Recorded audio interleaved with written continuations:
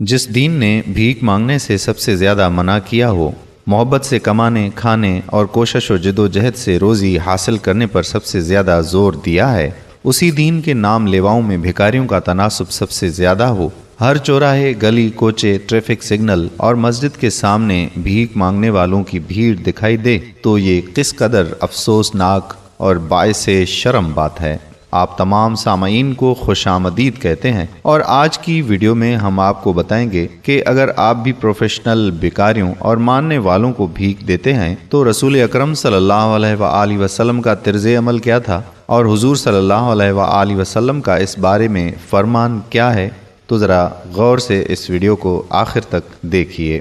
دوستو، بھیک ایک ایسی لعنت ہے جس نے ہمارے پورے معاشرے کو اپنی لپیٹ میں لے رکھا ہے۔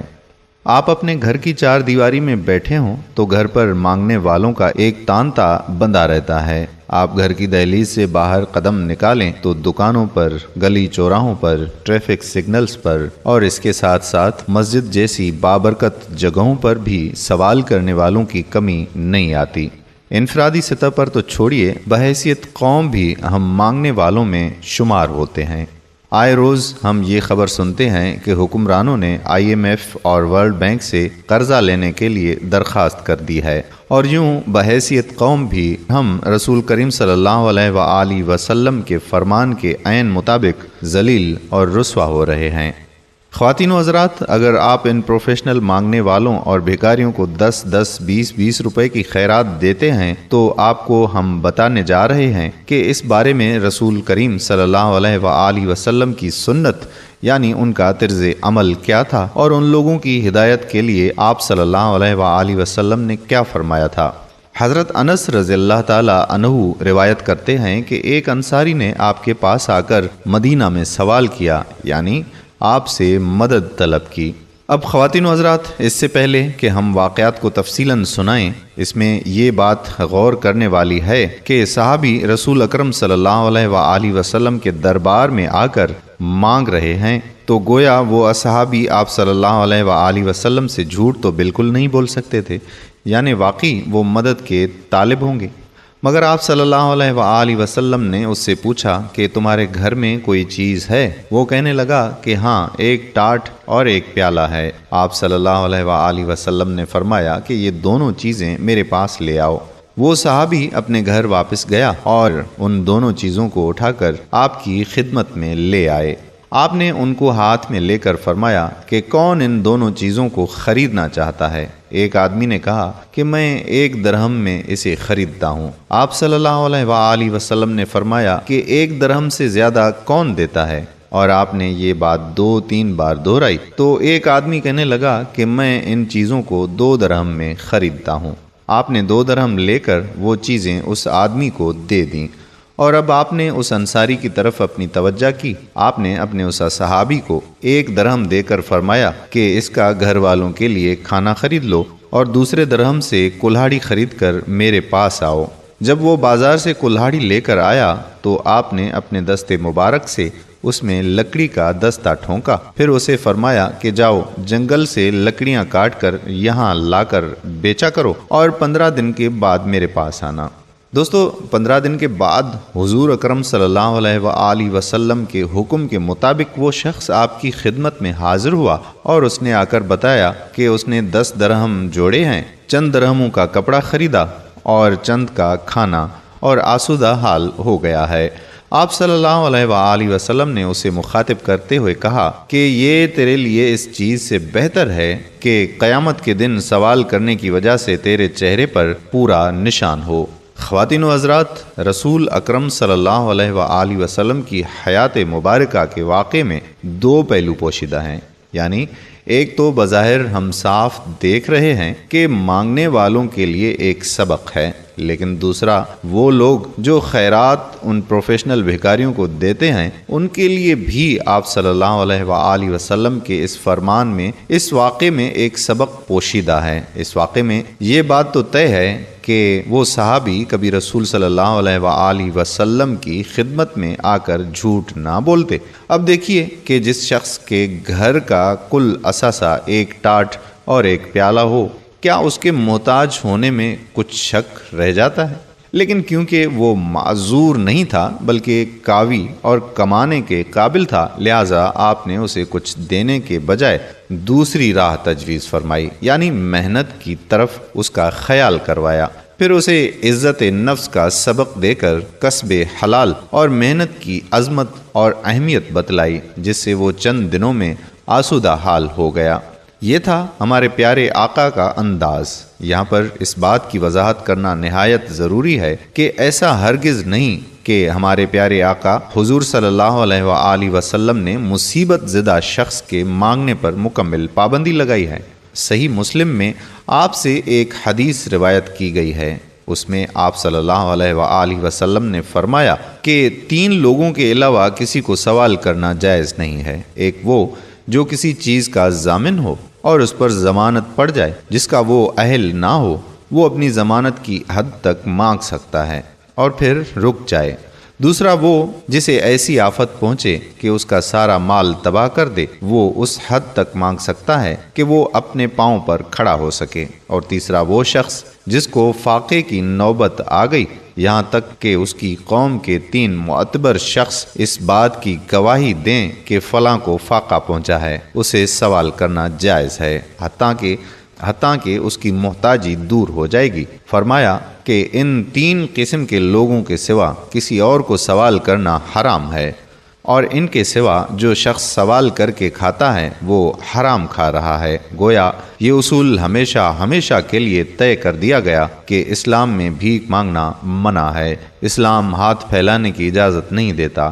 اسلام میں محنت مزدوری کر کے کمانے اور کھانے پر زور دیا جاتا ہے۔ دوسروں کے سامنے دست سوال دراز کرنے کی اجازت صرف مجبوری کی حد میں ہے۔ اسلام میں پیشہ وارانہ بھیک مانگنے اور اسے اپنا خاندانی حق سمجھنے کی قطعاً گنجائش نہیں ہے۔ سہیل بن حنظلہ رضی اللہ تعالی عنہ سے روایت ہے کہ نبی پاک صلی اللہ علیہ وآلہ وسلم نے ارشاد فرمایا کہ جس شخص نے سوال کیا اور اس کے پاس اس قدر مال ہے جو اس کو غنی کر دے تو وہ سوال کے ذریعے آپ کی کثرت طلب کر رہا ہے۔ صحابہ کرام نے عرض کیا کہ گناہ کی حد کیا ہے جس کے ہوتے ہوئے سوال کرنا جائز نہیں؟ آپ صلی اللہ علیہ وآلہ وسلم نے فرمایا کہ اس قدر جو اس کے لیے صبح اور شام کی غذا کا کام دے سکے۔ ایک اور روایت میں یہی الفاظ اس صورت میں ہیں کہ ایک دن یا ایک رات اور ایک دن پیٹ بھرنے کے لیے کافی ہو۔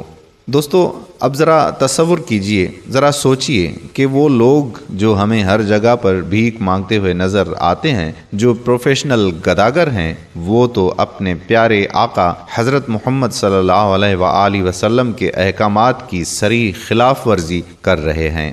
وہ لوگ جو ان پر ترس کھا کر جو انہیں مدد کرنے کے بہانے سے ان کی مٹھی میں 10-20 روپے چپکا دیتے ہیں، وہ بھی رسول اکرم صلی اللہ علیہ وآلہ وسلم کی سنت کی پیروی نہیں کر رہے ہیں۔ ہم نے آپ کے ساتھ یہ واقعہ شیئر کیا اور آپ کو ان کا طرز عمل بتا دیا کہ جب ایک صحابی ان سے مدد طلب کرنے آئے تو آپ نے اسے محنت کی راہ دکھائی، یعنی اس کی اس طرح مدد فرمائی کہ وہ حلال رزق کمانے کی طرف جائے، نہ کہ بھیک مانگنے کی طرف۔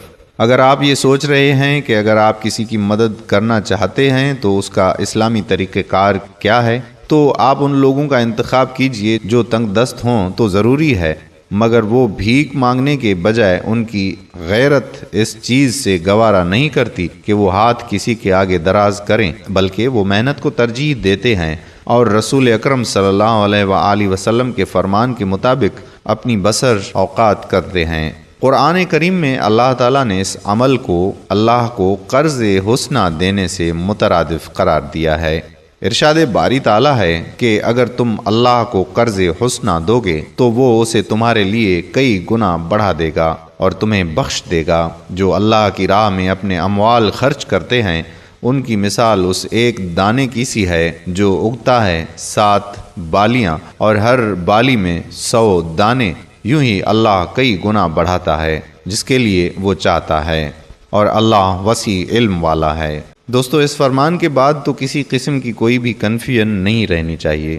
اس کے مطابق بھیک مانگنے والوں کی اور اس مافیا کی حوصلہ شکنی کرنی ہوگی، اور کسی کی اگر آپ مدد کرنا چاہتے ہیں تو اس کا بہترین طریقہ یہ ہے جو اسلام نے ہمیں بتایا ہے۔ کہ آپ کسی بھی محنت کرنے والے کسی بھی مزدور کی اجرت اس کا پسینہ خشک ہونے سے پہلے ادا کیجیے، اور اس کے ساتھ ساتھ ان لوگوں کا انتخاب کیجیے جو بھیک مانگنے پر اپنی عزت نفس کو ترجیح دیتے ہیں اور محنت سے اپنی روزی روٹی کماتے ہیں۔ اگر آپ کہیں پر کھانا کھانے جاتے ہیں تو وہاں پر فوڈ سرو کرنے والے کو آپ ٹپ کی صورت میں اضافی رقم دے کر مدد کر سکتے ہیں۔ اسی طرح اگر آپ گھر میں کوئی کام کرنے کے لیے مزدور وغیرہ بلاتے ہیں تو اس کو اس کی محنت سے زیادہ، طے شدہ اجرت سے زیادہ آپ دے کر بھی اللہ کو خوش کر سکتے ہیں۔ یہ وہ لوگ ہیں جن کے بارے میں فرمان ہے کہ القاسب حبیب اللہ، کہ محنت کرنے والا اللہ کا دوست ہے، اور اگر آپ اللہ کے دوست کی مدد کریں گے تو اللہ آپ پر راضی ہوگا۔ یاد رکھیے کہ رب سے مانگنے والے کبھی مایوس نہیں ہوتے، اور جو لوگ ہر ایک سے ہر وقت ہر چیز مانگتے ہیں انہیں ان سے مایوسی کے سوا کچھ نہیں ملتا۔ لوگوں کے آگے ہاتھ پھیلانے ہی کو بھیک کہتے ہیں، اور یہ انسان کی غیرت و حمیت کے خلاف ہے۔ اس سے خودداری ختم اور شرم و حیا جاتی رہتی ہے۔ نبی کریم صلی اللہ علیہ وآلہ وسلم کا فرمان ہے کہ اوپر والا ہاتھ نیچے والے ہاتھ سے بہتر ہے، اور اوپر کا ہاتھ خرچ کرنے والا ہے اور نچلا ہاتھ مانگنے والا ہے۔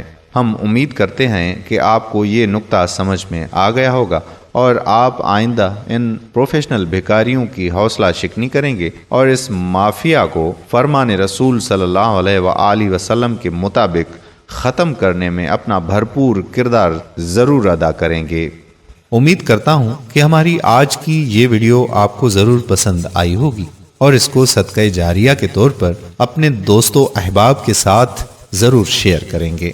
اگر آپ نے ابھی تک ہمارا پیج پیارا اسلام لائک نہیں کیا تو ابھی سے لائک کر کے فالو کر دیجئے، اور ساتھ ساتھ ہمارے یوٹیوب چینل پیارا اسلام کو بھی سبسکرائب کر دیجئے، تاکہ ہم ایسی مزید معلوماتی اور دلچسپ ویڈیوز آپ تک پہنچاتے رہیں۔ جزاک اللہ خیرہ۔ السلام علیکم ورحمۃ اللہ وبرکاتہ۔